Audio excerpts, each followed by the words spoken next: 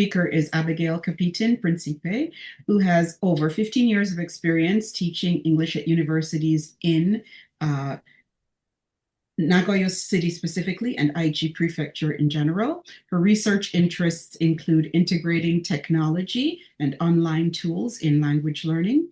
And today she will discuss using Google Classroom as an assessment toolkit for foreign language classrooms. Capitin-Principe, Sensei, please begin. Thank you very much, Michelle. Can everyone hear me? Okay. So today I made a little video. It's about 11 minutes, so bear with me. And after that, I will be happy to um, answer questions as much as I can. So, first of all, thank you very much for the Fukuoka JALT people for organizing this. And thank you for the invitation. And a bit of a caveat is that my presentation is more of a teaching methodology kind of thing. It's what I use in class, and I particularly use Google Classroom. However, other learning management systems are out there that can do something similar to Google Classroom. So let me just thank you very much for coming today, and I hope that I will be able to share information um, on how to use Google Classroom to help with assessment. So my name is Abigail Capitin-Principe, and please call me Abby. Currently, I am a lecturer at Nanzan University, and I've been using Google Classroom um, for many years now. Actually, during even before the pandemic, I was using Google Classroom. It just became very, very useful in 2020. And since then, it has sort of evolved into being a regular part of what I use for my classrooms. So I'm going to talk about three tools. First is the rubrics tool, quite helpful for organizing assessments. I find rubrics tool very useful for me when I'm assessing presentation activities.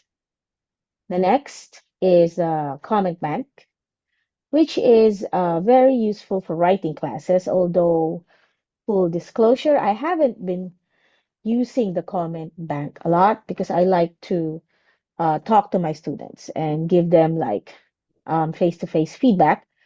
However, if you do have a lot of writing activities to assess, perhaps the comment bank would be very useful. And the third and final tool that I will be talking about today is the grading tool. It is an educator's best friend. It is it would help you organize all your grades, and it computes sort of like the final percentage grade at the end of the semester or the quarter. So those are the three things I will be talking about. So the rubric tool you can find in any uh, Google Classroom assignment page. So here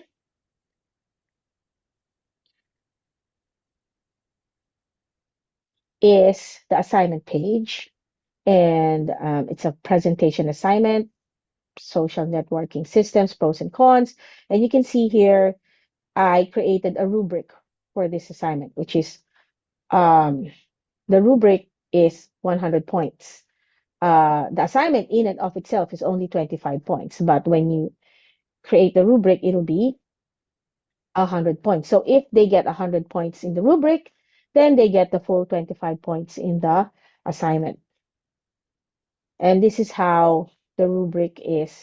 This is a breakdown of the rubric. Excellent, very good, good. need improvement, and their points equivalent. And if they get everything here, then they get the 25 points for that particular assignment. Once a rubric is made, it looks like it's a lot of work, but once a rubric is made, it can be reused or repurposed for other class activities. This helps with educators' time management, I guess. For me, anyway, it helps with my time management when I'm doing my assessments. Next is the comment bank. So again, this is the student submission page. So once a student submits an assignment, this is what you will see. This is the student's name. It's been turned in. And this is the points here. They can check their rubric here once you've put that in there. And um, over here is like a little comment bubble there. That's the comment bank. Okay, so at the end of each assignment over here, there's usually a place where you can write your comment about the assignment. So, for example, if it's a writing class, you can write in your feedback in the comments area. So the comment bank, when you click on it, it will show you a list of phrases or words. You can even hashtag it for easy access. And these are um, comments you can cut and paste to the comment area of the student's assignment. That way, each student can read their comments, and only this student can read the comment for them. So it's a private comment. And since, for example, you have like 30 students in a class, and if it's a writing class, say, for example, they had to focus on a certain um, tense or certain vocabulary, you can make your comments here like general, and you can cut and paste them for each student. So the student cannot see this. Students don't have comment banks. So this is basically the teacher screen. So um, I heard from some of my colleagues who teach writing that the comment bank can be very useful, especially if your comment is almost always about a similar aspect of their assignment. So using the comment bank, educators can have a series of pre-made comments. Um, this can be given to the students, and it's real-time feedback. If they have any questions, they can like show you, oh, this is the comment that you gave me, and then you can um, talk to them about it from there. Now the third is the grading tool. So again, this is how um, a particular classroom page looks like. And there are four pull down menus here. Stream is like the main page. Classwork is where you put all the assignments, homework, and other activities. People is the list of the students that you have.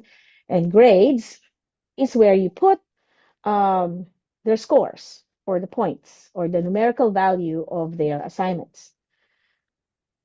So for example, in our sample class presentation, I made one assignment here, which is a total point of 25. So after you've checked it, filled in the rubric, you can give this student a score. If it's 25, then it's a perfect score. Now, in a typical classroom, this will be filled with classwork, and then this will be filled with student names. Okay, and then once the grades are in, it will also be like the percentage average will be the percentage score will be shown here. So this is an example of an actual Google Classroom that I have blocked out for privacy. So this is an example of the activities we did. So last December, we had a Christmas activity. It gives the class average as well for each activity, and then it gives the overall grade here. And so these are the students' names, these are their activities, and these are the points. And then you can have the computation here, and this will show up in the grades. But of course, before you do this, you should set up the grades, like how many percent for the presentations, how many percent for um, class activities and homework. You set it up, and then you put in the numerical values here, and it will just automatically compute the overall grade. So this is something that can also be done in with Excel or maybe with Sheets. However, since I am using Google Classroom, it helps that everything is sort of centralized in one learning management system. So the grading tool gives the educator space for numerical evaluation. The option to give students access to their evaluations can open communications between educator and learner. Again, this is one way to share feedback so that you can talk about it and discuss it with your students. Should be noted that everything I talked about today is based on the free version of Google Classroom, not the paid institutional Google Workshop version, because the paid version might have a lot of, options you can do, but unless the institution pays for it, it is not as accessible as the free version. So in my case, the free version works. Pros and cons. The cons are that the students have to use their own personal Gmail account. However, what I do is at the beginning of each class, I tell my students that if they have a Gmail account that they only use for classes, then they should use that. Or if they don't, if they're freshmen and they only have one Gmail account that has everything in it, I tell them to make a new Gmail account. That way, it has a lot of space. There's not a lot of um, non-school related data in there, and they can use it for the rest of their 4 years in the university. So thank you very much. That is the end of my presentation. I hope that some people found useful information. And if you have any questions, please feel free to ask. Again, my name is Abby. I'm a lecturer at Nanzan University. Thank you very much.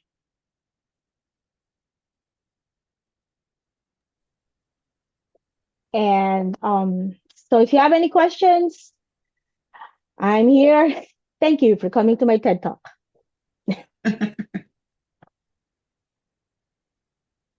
I'll just see if there are any questions so far.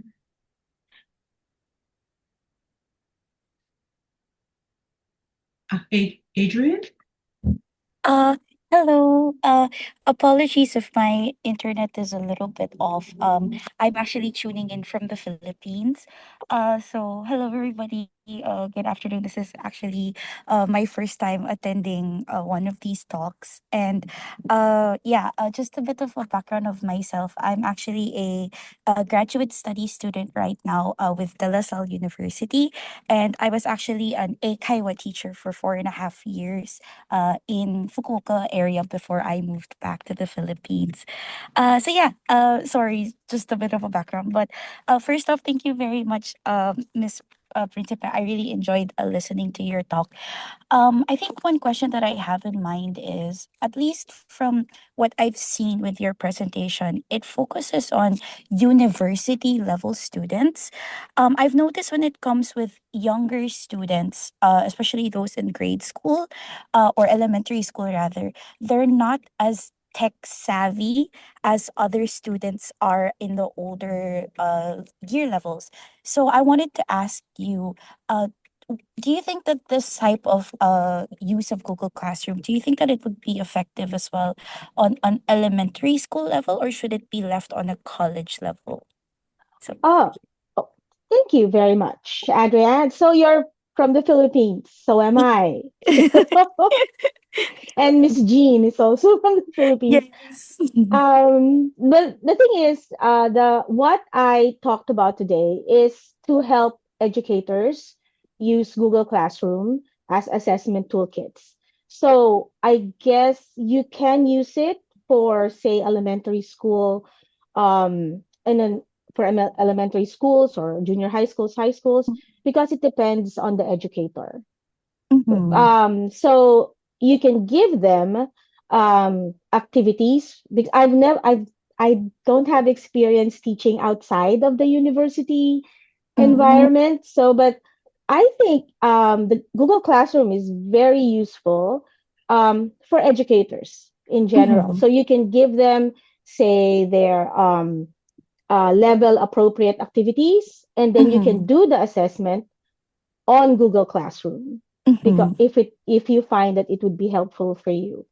I So see. yeah, so it depends on the educator. I think it will be useful on all levels. I see. All right. Thank you Yes. very much. You're very welcome, and good luck. Thank you.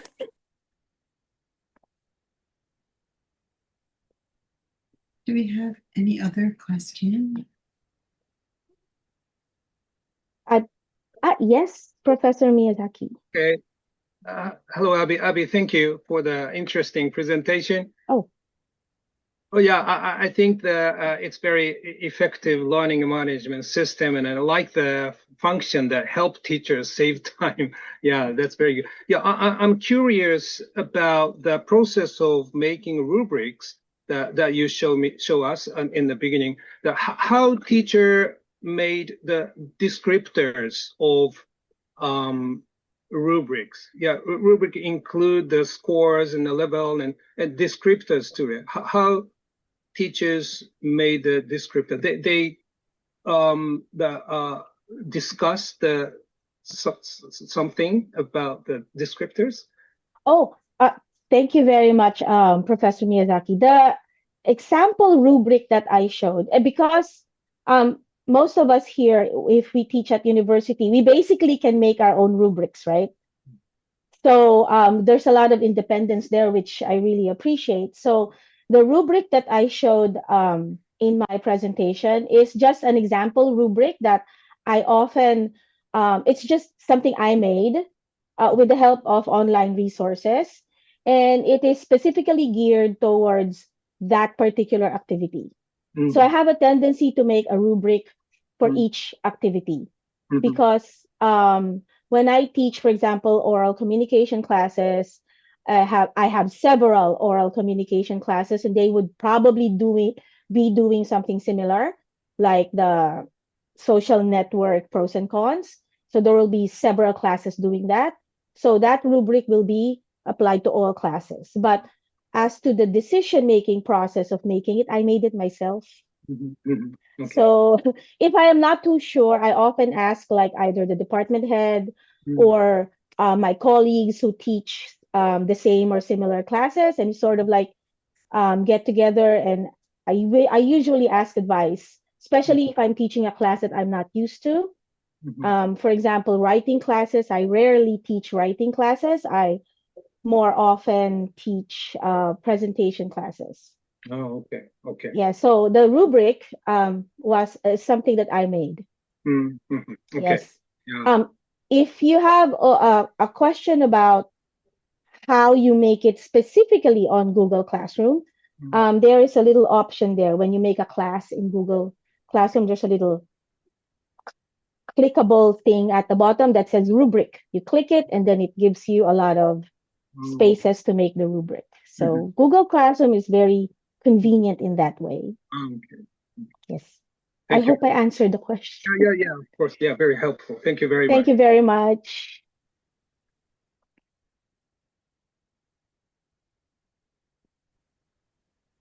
Do we have any other questions? I had a really quick one. You said that when you give feedback, you prefer to give your feedback face to face. Oh, yes. Yes. And so I was just, I was curious about that, because I have a similar experience when I'm doing feedback, especially for writing. I prefer to either do it face to face or to be able to make written, not computer comments, like just handwritten comments on the presentation feedback form or on the, somehow it makes a big difference to how I feel that the information is communicated. Can you explain a little bit more about your feeling? Oh, well, thank you very much, Michelle, for the question. like I said before, I don't really teach writing classes these days, but almost all our classes anyway have the 4 skills. So when I teach my oral communication class, they do have to write a summary of whatever it is they're presenting. So when they do the summary, it will be handwritten in class. And then since it is not a writing class, what I do is if there is time, I go through what they wrote one by one. Then I just give them like very quick comments. And since this is a presentation class, my comments will be content based rather than say grammar based or something like that. So it'll be like, did they do the research? Did the topic meet whatever it is that they were supposed to be doing a presentation on? And if their topic's way off, then it will show up in the summary that they were supposed to give me because their presentation would have already been done by the time they are writing the summary. So in that case, I would really prefer the face-to-face. But like what Professor Miyazaki mentioned earlier, it takes up so much time. And that kind of assessment, you really have to have like very skillful time management because, like, for example, in Nanzan University, we have 100 minutes per class. And even then, that's not enough time for the individual. Like if you have 26 students or 27 students. So I find that Google Classroom is helpful when it's basically like my comment would only be like, you didn't follow the topic. Your topic is way off. So I put that in the comment section. I have a list of that in the comment bank. Just cut and paste that. And then I give the students the chance to ask me. So they see my comment on Google Classroom. They said, oh, but I thought my research was correct. And then they would go in what way is my content not meeting the requirement? And then I can explain. So it helps.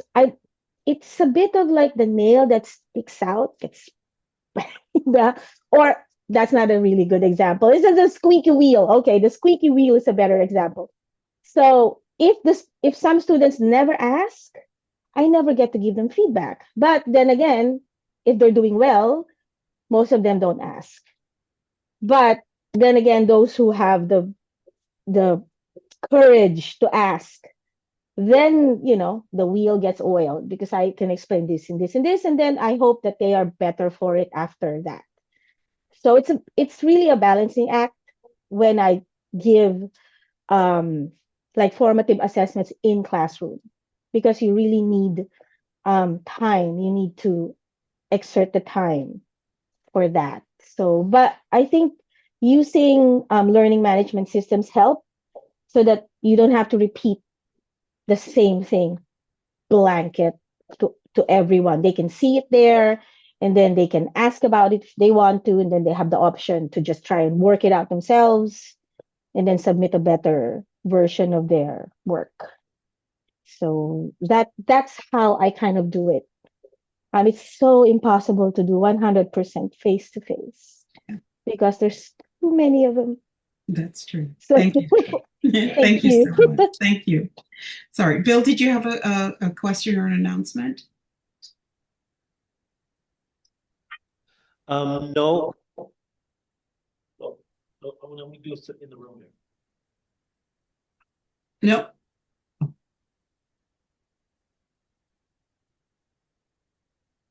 Oh, I do have a question for everyone. Is anyone using Google Classroom like in our group here today? Only me? Oh, Michelle. Yeah, but Yes. So if anyone is interested, you can really use Google Classroom, the free version. Although I do work for another university, Chukyo University. We have the paid Google Workspace, but yeah, it's not very accessible unless the institution pays for it. Oh, yeah, if the paid version, because if the university pays for it, all the students can use it. And there's no chance of you getting a random email that says jumpingbunny325 at gmail.com and you can't figure out for the life of you who that student is. So those are the cons that I have experienced with using personal Gmail accounts.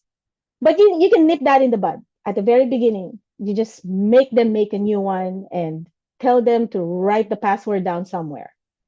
Seriously, you'd think they would be more internet savvy. But yep, so it's workable. The free version is workable. So hey, advocacy, use Google Classroom. Thank you. Thank you. Thank you so much. Thank you very much for that. I think there's okay, that's an applause. Thank you. Thank you so much. Thank you.